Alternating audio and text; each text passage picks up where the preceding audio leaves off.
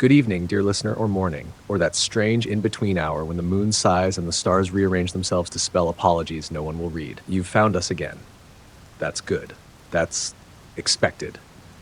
This is Shady Side Community Radio, still broadcasting somehow, still flickering softly in the corners of your attention, still reaching out with fingers made of static and lavender. You're tuned in, you're alone, and also, you're not. A few updates before we begin tonight's descent into the familiar unknown. The fog returned this morning with a slightly different accent, a little more southern, a little more serpentine.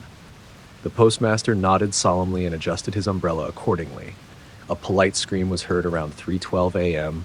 No complaints have been filed. It's always nice when someone remembers to scream with their inside voice. And the clocks, well, the clocks have decided they are done pretending. Every timepiece in town now displays only a single unwavering word where numbers once were: soon.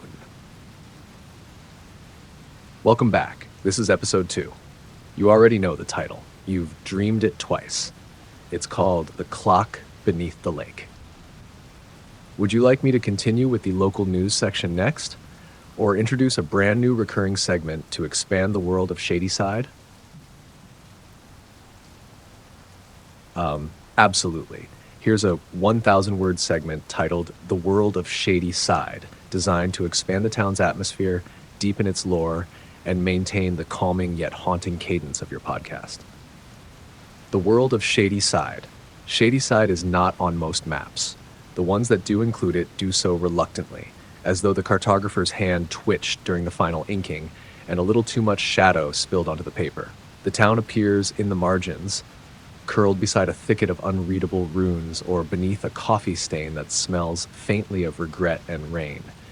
If you try to drive here, your GPS will reroute you endlessly, sending you in gentle loops.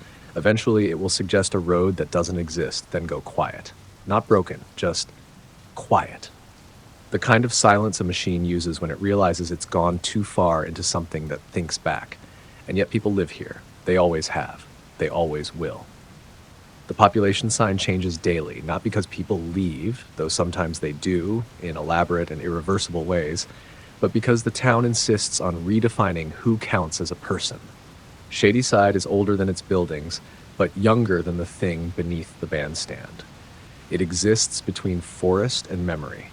It is surrounded by woods, none of which are labeled, and each of which hums in a different key at night. Sometimes the trees rearrange themselves.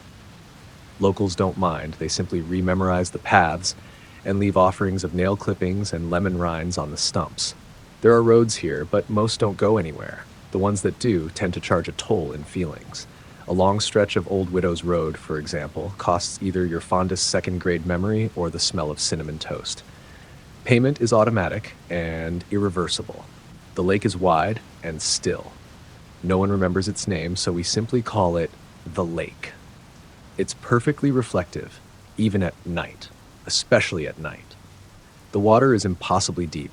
Divers have gone down with full tanks and return minutes later with empty eyes and voices that stutter slightly when they speak their own names. Something old sleeps beneath it, or doesn't sleep, or pretends to. The town has a mayor, Elsie, who you met last time. She is young and kind and very, very tired.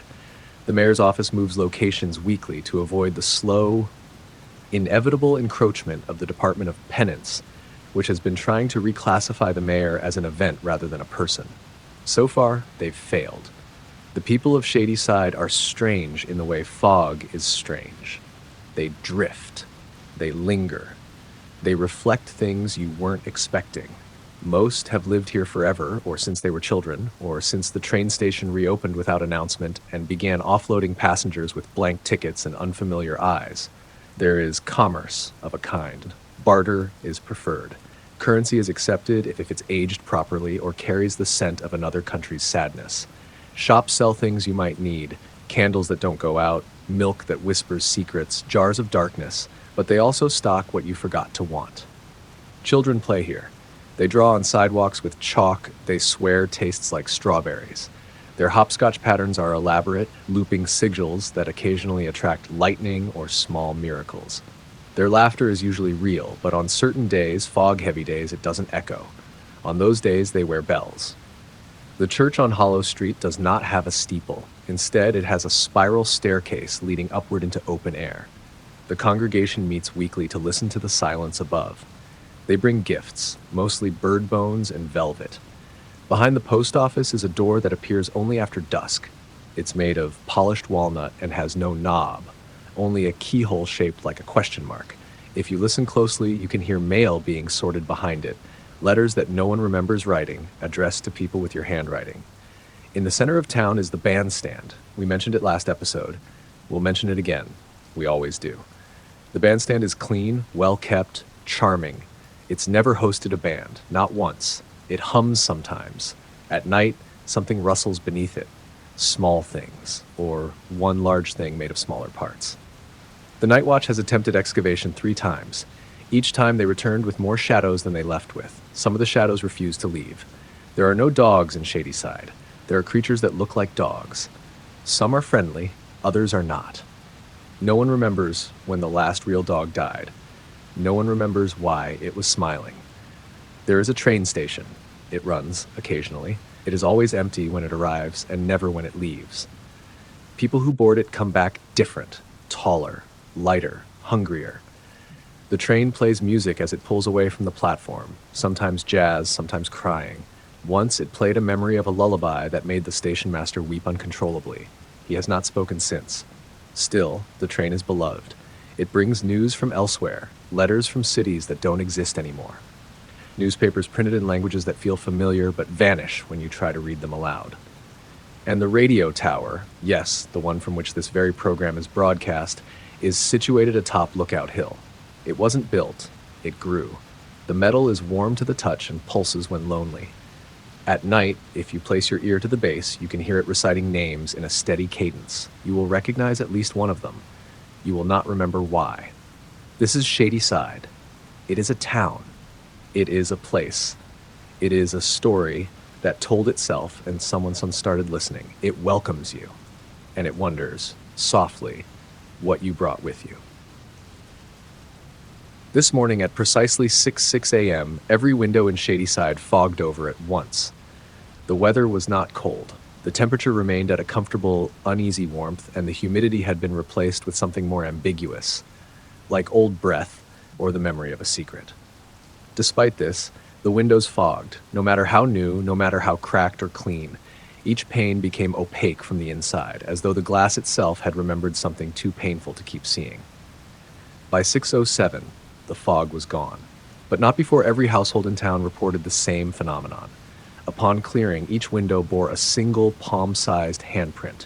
Some were facing inward, some outward, a few were sideways, tilted as if unsure of gravity. One was missing a finger. No one knows which one. No intrusions were reported, no alarms were tripped. Just handprints, quiet reminders, gentle gestures. The town council issued a statement at 8:30 a.m. Remain calm. The hands were expected. If you receive another, do not reciprocate. Do not wave back. Meanwhile, local artist Dorian Lee is missing, or possibly misplaced. His studio on Periwinkle Street remains unlocked, filled with half-finished canvases and the strong scent of varnish. His shoes are still by the door. His paintbrushes are still soaking in milk. The last known communication from Dorian was a voicemail left on the mayor's personal line. It consisted of 45 seconds of silence, followed by the sound of a match being struck and a soft voice, his saying, "I finally saw it blink." The mayor has declined comment, but she's been seen carrying a framed photograph of Dorian in her jacket pocket. In the photo, he's smiling. The background is a place no one recognizes. We hope he returns soon, or that he remembers where he went. In less mysterious news, though no less concerning, the lake has begun making sounds. Not waves, not water, not even the occasional moan of submerged disappointment, which is common this time of year. No, the lake is speaking. Fishermen report hearing syllables beneath the surface, vowel-heavy, low, and wet, as if someone were trying to pronounce a spell through a mouthful of ink. No one has understood the words, but one phrase has been repeated often enough to warrant concern. Take back the time. Experts consulted, among them a clockmaker, a linguist, and a very old turtle, suggest the lake is remembering something it was promised, possibly years, possibly names, possibly something more abstract like intention. Residents are advised to avoid night swimming. Also, a friendly reminder from the Department of Spoons. Do not use reflective surfaces during daylight hours unless you're prepared to see what the sun has been hiding. Several incidents have been reported in which spoon users saw flickers behind them. Not people, not figures, just movement, steady, watchful, unbothered by time. The town diner is offering a special this week, pancakes shaped like regrets. The cook does not take requests. Your pancake will resemble the regret you're most actively avoiding and will taste accordingly. Syrup optional. Guilt complimentary. In school news, the children at Shady Side Elementary have begun drawing the same symbol over and over again, a circle with two lines crossing it vertically like antennae. It began in crayon, then migrated to the chalkboards, then to windows, mirrors, and, most recently, the backs of each other's hands. When asked what the symbol means, one student, a quiet girl named Aislene, answered simply, "It's listening." She refused to elaborate. Her teacher, Mr. Renfro, has taken a brief leave of absence. He says the symbol appeared in his dreams, and when he tried to erase it, he woke up holding chalk. He lives alone. Elsewhere, the Shady Side Historical Preservation Committee has unearthed a box from beneath the old municipal archives. The box is wood, sealed with 7 locks, and wrapped in twine that pulses gently when spoken to. Inside, though no one has opened it yet, they believe are documents related to the founding of the town, or possibly a very old version of the town that predated memory. The mayor has ordered a public viewing, scheduled for next week, weather, timeline, and public courage permitting. And finally, local librarian Myra Helson reports that the self-sorting books have begun organizing themselves into emotional categories. Hope is filed alphabetically next to lies, and instruction manuals has now absorbed most of the town's romance novels. The book titled How It Ends continues to appear at the end of every shelf. No one has seen anyone return it. No one has admitted to checking it out. If you come across How It Ends, do not open it unless you're absolutely certain. Of what, we're not sure. That concludes this edition of Local News. As always, lock your doors gently. Speak to your plants in lowercase, and if something knocks at your window tonight with the urgency of a memory you tried to forget, remember, the handprints came first. Today's weather was fragmented. Not broken, exactly. Just separated. Distinct pieces of atmosphere, misplaced slightly, like someone had shuffled the sky's puzzle but forgot to put it back together before sunrise. Morning arrived reluctantly, dressed in pale colors, the kind of light that feels borrowed, the kind of warmth that doesn't reach your bones. The sky over Shady Side blinked twice and then held very, very still, just in case. By noon, a single looping cloud drifted overhead. It followed no wind and ignored birds entirely. It cast a shadow shaped like a door. No one could agree on what kind of door. Some said attic, others said exit. A few claimed it was the kind of door you knock on when you're not sure you should be there, at all. It hovered most of the afternoon. The Amateur Skywatchers Club held an emergency meeting. No one brought snacks, which is perhaps why no one left. Temperature-wise, things remained speculative. The thermometer outside City Hall displayed a simple word, doubtful. The one outside the bakery cracked in half around 3:17 p.m. No one heard it break, but everyone felt it. In their teeth. There was wind, but only in alleys. It whispered things it refused to repeat when asked. Leaves stirred, but didn't fall. The trees stood very still and refused to blink. Rain threatened, but like most threats, it turned into something gentler before it could arrive, a drizzle of condensation from above, moisture that tasted faintly of honey and static. By evening, the horizon blurred, not faded, blurred, as if seen through eyes no longer convinced of their own purpose. The sun dipped, paused, reconsidered, and then vanished with a low hum. Not a goodbye, more of a reminder. And now, dear listener, night stretches across the town like a sheet being tucked in by something thoughtful but unfamiliar.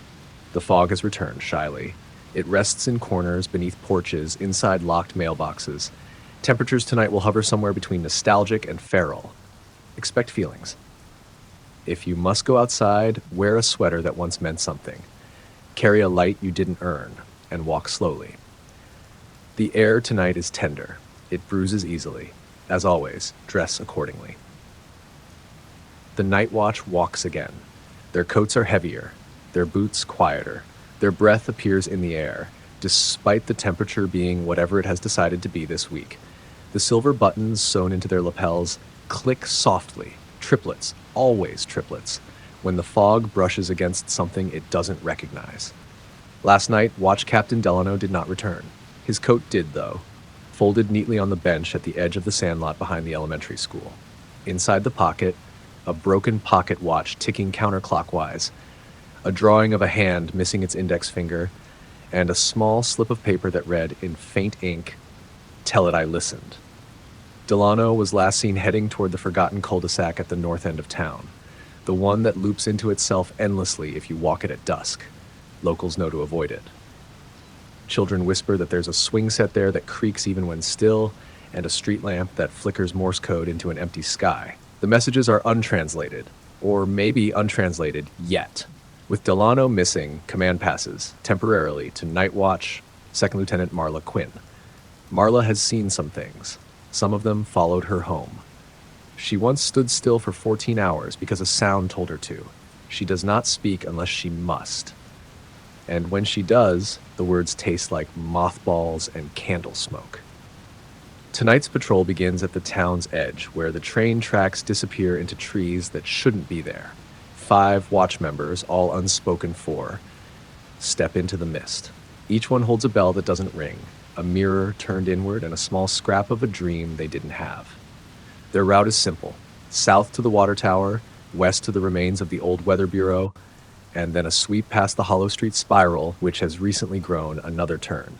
Simple, except nothing in Shady Side stays simple past 10 p.m. At the water tower, they find claw marks. Not scratch marks, claw marks. Something was trying to get in, not out. The rust patterns look like ink blots. One of the watch whispers, "My name," and no one answers. The moon flickers. Near the old Weather Bureau, they find a balloon, red, tied to the ribcage of a deer. The deer is breathing. The balloon is not. They do not touch it. They nod at it. That is enough. At the Hollow Street spiral, they find a stair that was not there yesterday. It leads up into a small attic that somehow hangs above the road. Inside, a phonograph playing a voice that's been dead for 20 years, a child's voice. It's singing a lullaby in reverse. The Night Watch listens. They listen because they must. And then, behind them, footsteps. But not foot-shaped, long, wet sounds. Something that doesn't know how to walk, trying anyway. One watch member reaches for their bell. It rings once. Only once. The sound is swallowed. Something whispers, "You brought it back." They do not answer. On the walk back, they pass the statue of Mayor Elsie's predecessor. It weeps again, not tears. Petals. Black rose petals drifting gently to the ground, wilting before they land. The air smells of burnt sugar and apology. As they near the bandstand, the wind dies. The buttons on their coats fall silent. The fog thickens, then parts. And there stands Delano, or something wearing Delano. It looks like him, almost. The same coat, the same eyes, but they're facing the wrong direction. Inward, or maybe backward. He holds his hand out, the one missing its index finger. The new captain does not move. Instead, she places Delano's old pocket watch at the bandstand steps, ticking backward. The figure nods, and then walks into the bandstand and keeps walking, down, into it. The wood ripples slightly, and like water touched by thought. Then nothing. The fog resumes. The watch says nothing. They walk on. They always walk on. Next time on the Night Watch, an abandoned kite flies itself above the graveyard. A whispering comes from the locked lockers at the high school, and someone keeps knocking doors from inside the walls. Welcome to the Unclaimed Dreams Depot. Please form a line if you believe something of yours has gone missing. Please do not speak above a whisper. Please do not make eye contact with the archivists unless your dream involves snakes, glass teeth, or the sun setting in the wrong direction. They startle easily. Here, beneath the old train station, under layers of dust, time, and something like velvet but colder, we collect the dreams that have slipped loose. You didn't mean to lose them, of course. No one does. A sudden waking, a forgotten alarm, a whisper from your closet that sounded like your own voice, but just slightly deeper. It happens, and when it does, the dream floats. Not upward, not outward, but sideways. And it drifts, humming softly until it finds its way to the depot. Let us tell you about a few of them today. Perhaps one is yours. Dream number 3887, a house that forgot how to be a house. This dream arrived wrapped in blue thread and the scent of chalk. It describes a house with no roof and far too many hallways. The doors open into memories you don't recognize, but they all feel right. There's a sound in the basement. It's not malicious, just persistent. A knocking that spells your name in a rhythm only you remember. The dreamer stood at the top of the stairs for a long time. They never went down. They woke up just as the knocking stopped. This dream is available for reclamation, but please note, if you take it back, the knocking may resume, and this time you might answer. Dream number 7521, the infinite bus ride. A dream of motion without arrival. The bus is familiar, the same one from childhood, though the driver's missing a face and hums a lullaby your grandmother never sang. The seats are filled with people you almost remember.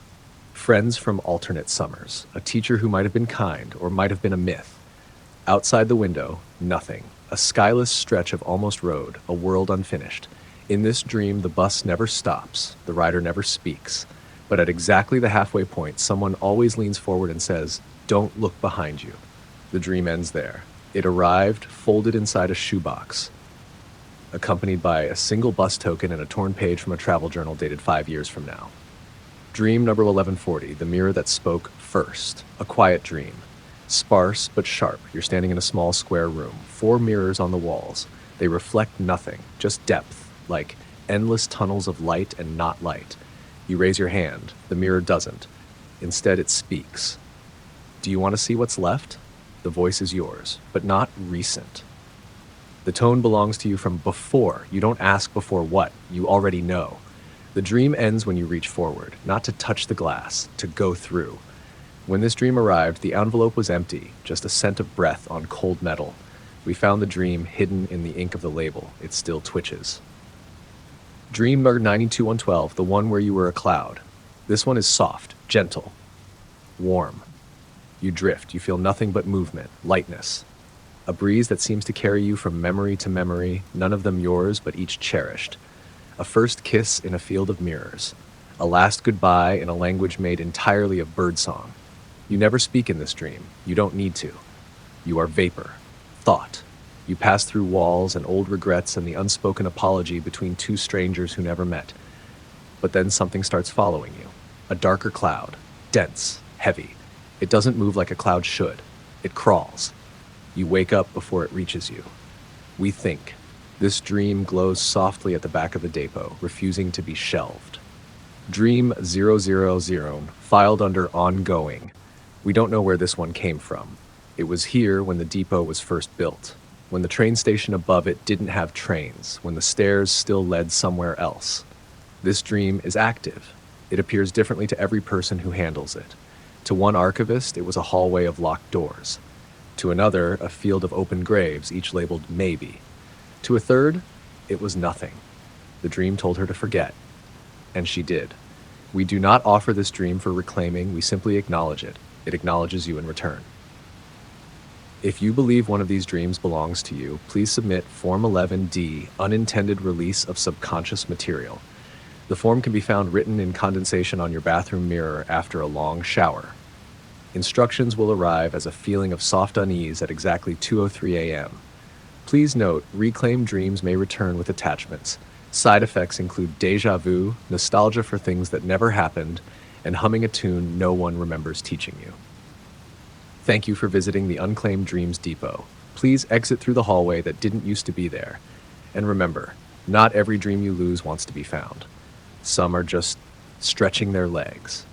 A polite reminder from the Department of Curfews and Other Suggestions. The 11:11 p.m. curfew is still in effect, but only for those born under eclipses or whose reflections blink independently. If unsure which applies to you, hold a mirror under moonlight and ask your name. If it answers, go inside. There has been a notable increase in unregistered shadows. If you notice one trailing you that does not behave properly, i.e., laughing at inappropriate times, mimicking gestures you haven't made, or pointing at things just before they happen, please report it to the Shadow Registry. They've installed a new desk. It is made of whisperwood and sighs when you approach. The missing posters posted last week have been updated. Please note, these are not posters of missing persons, but rather missing posters themselves. They've wandered off, last seen curling under the bench outside the apothecary and muttering, "Not again." I'd like to tell you a story. It's one of those quiet ones, the kind that doesn't knock but waits patiently outside your window, asking to be let in, not with words, but with stillness. This one comes from a man named Silas Rook. You might remember him as the night custodian at the Shady Side Museum of Misplaced Objects. He's been sweeping its echoing marble halls for decades, or, as he sometimes says with a smile, since before the exhibits began to exhibit back. Silas wasn't born here. He arrived on the 316 train, although no one remembers what year. The station log from that evening is smeared with salt and static, and the ticket stub he still carries in his wallet has no date, just a smudged symbol that vaguely resembles a spiral or a fingerprint. He came for the quiet. He stayed for the eyes. You see, every night after the museum closed, after the tourists stopped gasping at the unmelting candle, after the docents locked up the map of lost destinations and the jar labeled Last Tuesday, Silas would walk the halls with his broom and his patience. And sometimes things would blink. Not the lights. Those were steady. Not the security cameras. Those had been blinking for years. But the displays.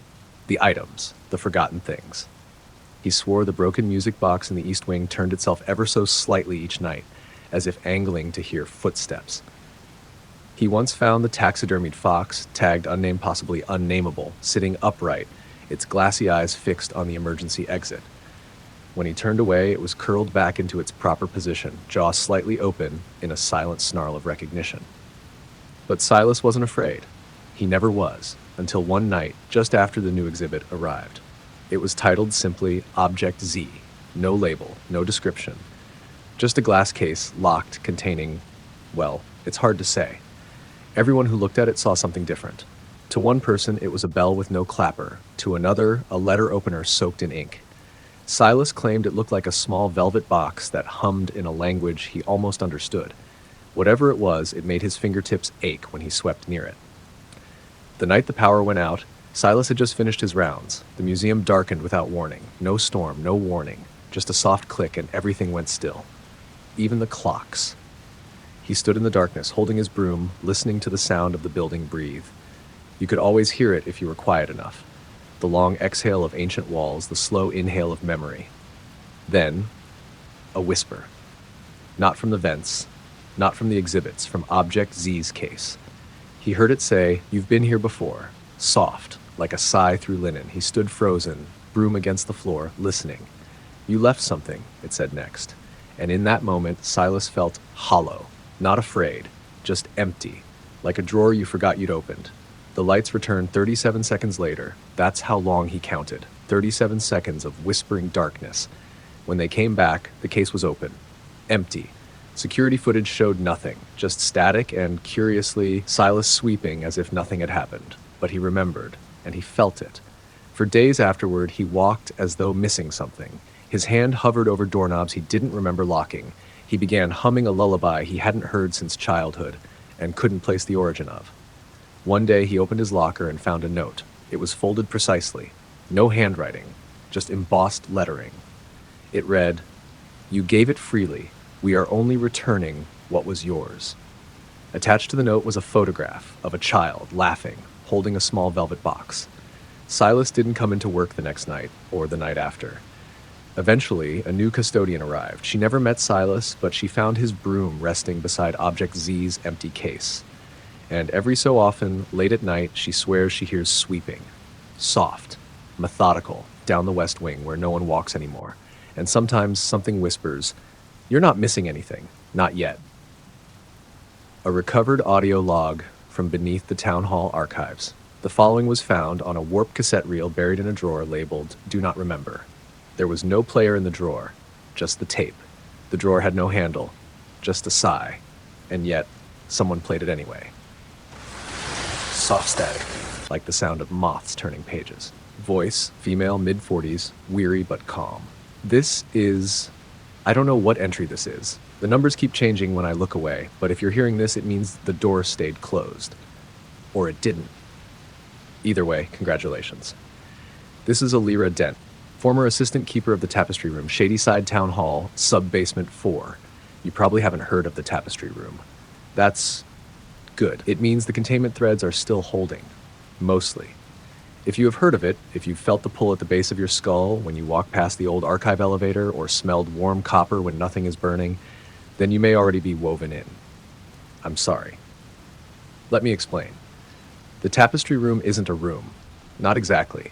It's a space, a holding place, somewhere between memory and mechanism, a record of everything the town has forgotten on purpose. Each thread is a moment, or an action, or a consequence that didn't quite finish being.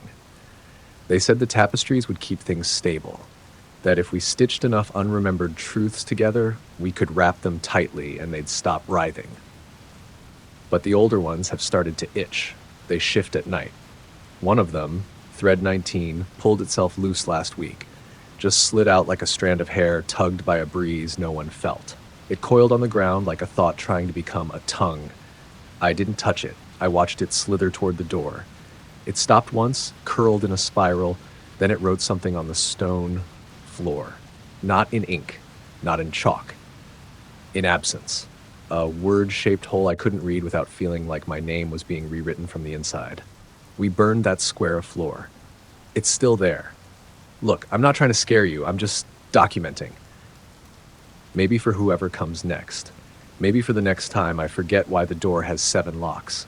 There's one tapestry, thread 01. They call it the first refusal. No one knows what it shows. It's wrapped in black gauze and kept behind a mirror that only reflects you if you've never told a lie. I've never seen it. I hope I never do. But sometimes I hear it rustle. And sometimes when I check the lock on the display case, there are fingerprints. Small ones. Damp. Like a child touched it. Or something pretending to remember what it was to be small. Low hum. Like bees dreaming. Last week, someone filed a Freedom of Information request for all forgotten consequences. It was typed in red. The paper smelled like ozone and regret. There was no return address. I shredded it. 3 hours later, my nameplate vanished from my desk. In its place, a pine cone and a spool of red thread. I still don't know what that means. I haven't touched the thread. It hums when I get too close. I think something wants to finish a story we didn't know we started. I think we're the ones unraveling. If this is the last entry I make, remember, do not pull on anything that looks like thread.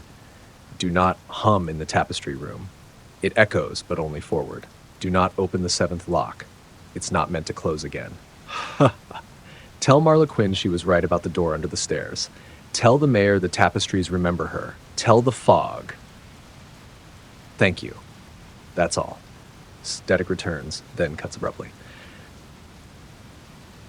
This week in Shady Side, the calendar seems as uncertain as the town itself. Events appear and disappear with the fog, and sometimes they happen twice, once when you expect them and once when you don't. Keep an eye on the shadows of your schedule. The dates might shift without notice. On Tuesday, the annual Festival of Quiet Whispers took place, though no one could say exactly when it started or ended. The streets were lined with lanterns that glowed a muted silver, each flickering in a rhythm that resembled breathing. Participants spoke in tones softer than the fog, sharing secrets they could barely remember telling. The highlight was a communal moment of silence at precisely 3:17 p.m. when the clocks all chimed twice. What was the silence for? No one could say for certain, but it was felt deep in the spaces between words. The town square hosted an impromptu exhibition of lost voices.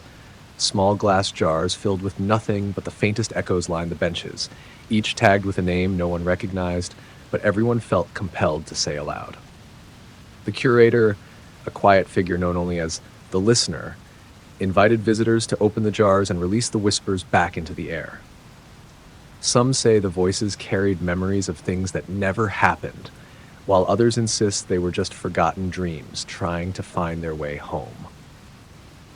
On Wednesday, the midnight market opened in the abandoned train station. The usual vendors were there, shadows trading intangible goods, a vendor selling maps to places that don't exist, and a woman with a basket full of clocks that tick backwards. The market is a curious event because it operates entirely in the realm of the possible and the impossible simultaneously. Transactions are made with currency that is both real and imagined. People who attend often leave with items they didn't know they needed. A scarf that protects against bad dreams, a book whose pages rearrange themselves to tell a different story each time it is opened, or a key that fits no known lock but feels essential to carry. Meanwhile, at the edge of town, the Garden of Forgotten Seeds continues to grow in curious ways.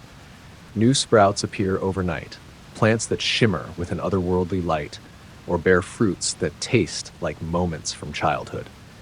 Last week, a vine wrapped itself around a lamppost and whispered riddles to passersby. Attempts to harvest or transplant these plants have met with resistance. The earth seems to remember them too well to let go. Gardeners speak of a strange pulse beneath the soil, a rhythm like a heartbeat, or perhaps a countdown. Thursday brought a peculiar event, the Lost Letter Exchange. Residents left letters at the post office addressed to people who have long since moved away, never existed, or who might arrive someday. The mail carriers, invisible but diligent, deliver these letters to unknown destinations.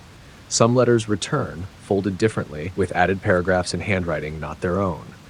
A letter found in the recent batch reads simply, "I am here, but not as you remember." Friday's highlight was the Echo Parade, where townsfolk donned costumes made from reflections and shadows. The parade moved slowly, deliberately, winding through streets that seemed to ripple with each step. Some participants reported their reflections lagging behind them, occasionally acting out scenes from alternate lives. The event culminated at the lake, where everyone cast small lanterns into the water. The lanterns floated, but none sank, and some floated away upstream, defying the current. Throughout the weekend, the Shady Side Library held its annual Unspoken Stories reading. Books that had never been opened in years were brought to the reading room.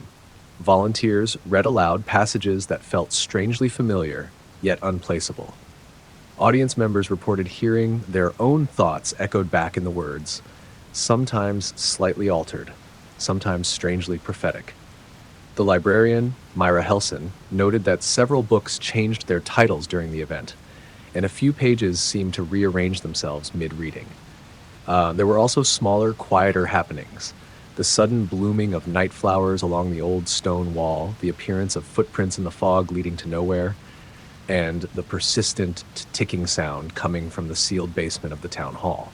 The mayor's office declined to comment on these phenomena, issuing only a reminder to stay attentive to the ordinary.